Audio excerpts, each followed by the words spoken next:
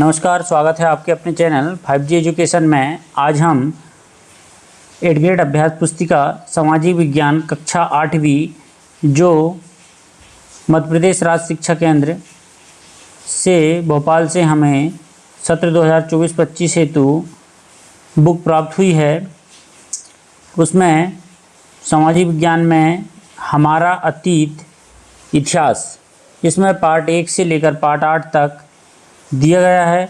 संसाधन एवं विकास भूगोल पार्ट 1 से लेकर पार्ट 5 तक दिया गया है। सामाजिक एवं राजनीतिक जीवन 3 पार्ट 1 से लेकर पार्ट 8 तक इस पुस्तिका में दिया है, तो जिसे हम बारी बारी से अध्ययन करते हैं। आइए देखते हैं। आइए अध्याय 2, व्यापार से साम्राज्य तक कंपनी की सत्ता स्थापित होती है।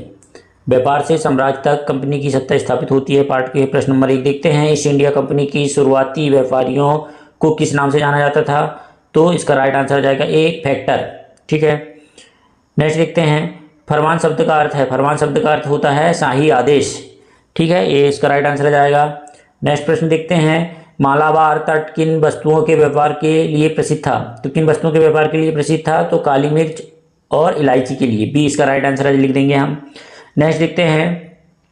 प्रारंभिक ब्रिटिश शासनकाल में प्रशासकीय इकाइयों को किस नाम से जाना जाता था? किस नाम से जाना जाता था? प्रेसिडेंसी। बी इसका राइट आंसर आ जाएगा।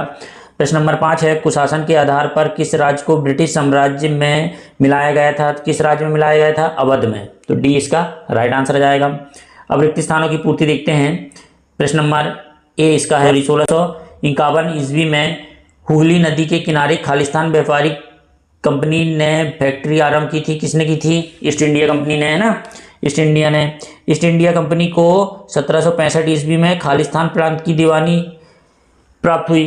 तो किस प्रांत की? तो बंगाल की, है ना। तो इसमें बंगाल लिखेंगे खालिस्तान में। नेक्स्ट है। सिराजुद्दौला की पराजय में उसका सेनापति खालिस्तान भी एक कारण था। कौन था? मीर जाफर, है ना। उसकी हार का एक प्रमुख कारण था। लॉर्ड डलहौजी के शासनकाल में खालिस्तान नीति चलाई गई थी। कौन सी नीति चलाई गई थी लॉर्ड डलहौजी के शासनकाल में? विलय की नीति। ठीक है, नेक्स्ट देखते हैं। ब्रिटिश कंपनी काल में सर्वोच्च न्यायालय की स्थापना खालिस्तान एक्ट के तहत की गई थी। कौन से एक्ट के तहत की गई थी? तो रेगुलेटिंग एक्ट। ठीक है, इसे आप याद कर लें। फिर नेक्स्ट प्रश्न देखते हैं। प्रश्न नंबर 7 है। प्रश्न उत्तर है। किस पुर्तगाली यात्री द्वारा भारत तक पहुंचने के लिए समुद्री मार्ग का पता लगाया गया था? तो इसका राइट आंसर आ जाएगा वास्को डी गामा। पुर्तगाली यात्री द्वारा 1498 में भारत तक पहुंचने के लिए समुद्री मार्ग का पता लगाया गया था। ठीक है, नेक्स्ट प्रश्न देखते हैं। इजाजतनामे से क्या है? इजाजतनामे का मतलब यह था कि इंग्लैंड की कोई और व्यापारिक कंपनी इजाजतनामे में बताए गए इलाके में ईस्ट इंडिया कंपनी से होड़ नहीं कर सकती। ये था उसका, है ना। ठीक, इजाजतनामे। नेक्स्ट देखते हैं। बॉक्सर के युद्ध के क्या परिणाम हुए थे?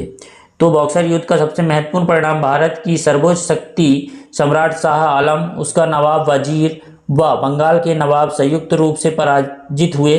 युद्ध में सम्राट के हारने से कंपनी की शक्ति और प्रभुत्व को जनता को स्वीकार करना पड़ा, जिससे भारतीय शक्तियों की प्रतिष्ठा का पतन हो गया।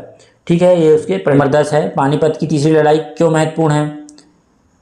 तो पानीपत की तीसरी लड़ाई 1761 में अफगान आक्रमणकारी अहमद शाह अब्दाली और पुणे के सदाशिवराव भाऊ पेशवा के बीच लड़ी गई थी, जिससे मराठों की हार हुई।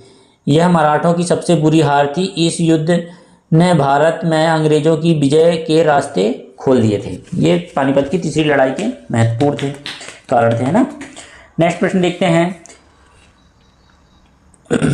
यूरोप के बाजारों में भारत की किस वस्तुओं की मांग अधिक थी? यूरोप के बाजारों में भारत में बने बारीक सूती कपड़े और रेशम की जबरदस्त मांग थी। काली मिर्च, लौंग, इलायची और दालचीनी की भी मांग थी बाजारों में। ठीक है, यूरोप के, है ना।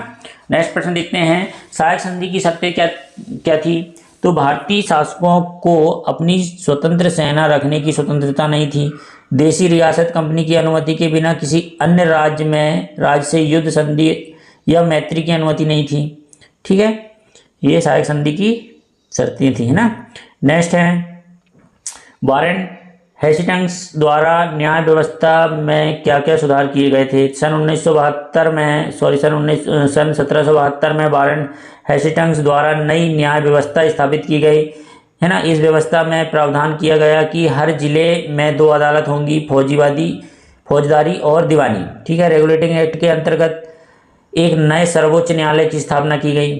ठीक है। प्रश्न नंबर नेक्स्ट देखते हैं, प्लासी युद्ध के क्या कारण थे? तो प्लासी युद्ध के निम्नलिखित कारण थे। नंबर 1 है सन 1756 में अलीवर्दी खान की मृत्यु के बाद सिराजुद्दौला बंगाल के नवाब बने। कंपनी को सिराजुद्दौला की ताकत से भय था, क्योंकि वह कंपनी को व्यापारिक रियासतें तथा अन्य सुविधाएं भी अपनी आसानी से प्रदान नहीं करते थे, है ना। नवाब ने कासिम बाजार में स्थित इंग्लिश फैक्ट्री पर हमला बोल दिया था।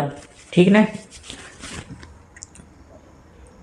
नेक्स्ट प्रश्न देखते हैं, भारतीय शासकों और कंपनी के बीच टकराव के क्या कारण थे? तो स्थानीय शासकों और कंपनियों के बीच संघर्ष के विस्तारवादी नीतियां, है ना, स्थानीय क्षेत्रों पर अतिक्रमण, भारी कर लगाना, है ना, अधिक कर लगाना, स्थानीय मामलों में हस्तक्षेप, प्रतिरोध का हिंसक दमन और सांस्कृतिक टकराव जैसे विभिन्न कारण इसके थे।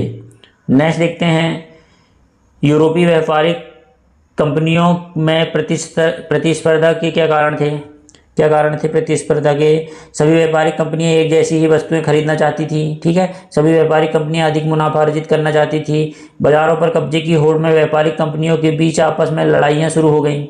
ये प्रतिस्पर्धा के कारण थे। नेक्स्ट प्रश्न देखते हैं, प्रश्न नंबर 17 है, लॉर्ड हेस्टिंग्स ने राज्य विस्तार के लिए कौन सी नीति अपनाई थी? तो लॉर्ड हेस्टिंग्स ने राज्य विस्तार के लिए सर्वोच्चता की नीति अपनाई, जिसका उद्देश्य भारत में सभी देशी शासकों पर ब्रिटिश वर्चस्व स्थापित करना था। ठीक है। नेक्स्ट देखते हैं, लॉर्ड डलहौजी की विलय नीति क्या थी तथा इस नीति से किन किन भारतीय राज्यों को अपने नियंत्रण में लिया गया था? तो लॉर्ड डलहौजी की विलय नीति इस तर्क पर आधारित थी कि अगर किसी शासक की मृत्यु हो जाती है और उसका कोई पुरुष वारिस नहीं है तो उसकी रियासत हड़प कर ली जाएगी, यानी कंपनी के भूभाग का हिस्सा बन जाएगी, है ना। इस नीति से सतारा, संबलपुर, उदयपुर, नागपुर, झांसी, अवध इत्यादि भारतीय राज्यों को अपने नियंत्रण में ले लिया गया था। ये लॉर्ड डलहौजी की विलय नीति थी, है ना। बहुत ही महत्वपूर्ण प्रश्न है, इसे अच्छे से आप लिख लें, पढ़ लें, याद कर लें।